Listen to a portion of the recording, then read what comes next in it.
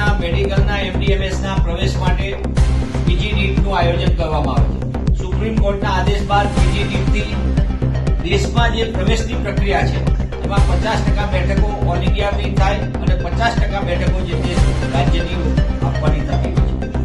પણ દુઃખ સાથે કહેવું પડે, એક તરફ સતત વધતા જતા ફીના ધોરણો, ખાસ કરીને ખાનગી કોલેજો દ્વારા દોઢ કરોડમાં વેચાતી બેઠકો અને એના કારણે પ્રવેશમાં અનેક બેઠકો ખાલી રહેતા. તાજેતરની અંદર નેશનલ મેડિકલ કમિશન NMCએ જે પીજીના એડમિશનના કાઉન્સિલિંગમાં મેરિટને સંપૂર્ણપણે અવગણીને એટલે કે 7 માર્ક, 5 માર્ક, 0 માર્ક અને અમુકમાં -40. તમે વિચાર કરો, આ માત્ર પીજી પ્રવેશ પ્રક્રિયા કરોડો રૂપિયાની સીટ બેઠકોની વહેંચણી એટલા પૂરતો આ મુદ્દો નથી, પણ એ તૈયાર થનાર MD અને MS જે છે સ્પેશિયાલિસ્ટ ડોક્ટરો, એ આપણા સૌની માનવ જિંદગી સાથે કઈ પ્રકારે કામગીરી સંભાળશે, એટલે કે આ દેશના સામાન્ય માણસના જીવન સાથે કેવા ચેડા થઈ શકે એના માટે કેન્દ્રની ભાજપ સરકાર કામ કરી રહી છે.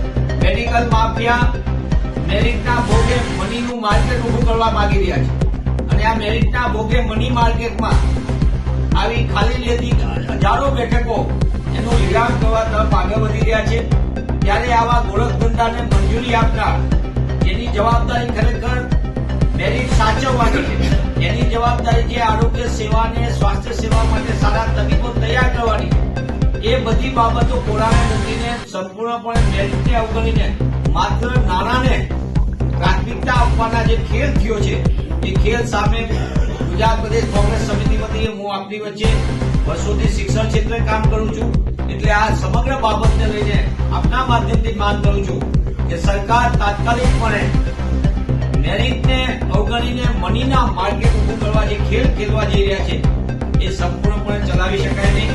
હું આપના માધ્યમથી એ પણ માંગ કરું છું આ મુદ્દા ઉપર માનનીય મહામહિમ રાષ્ટ્રપતિશ્રીને પણ અમે આ બાબતે વિગતવાર લેખિતમાં કરવાના છે.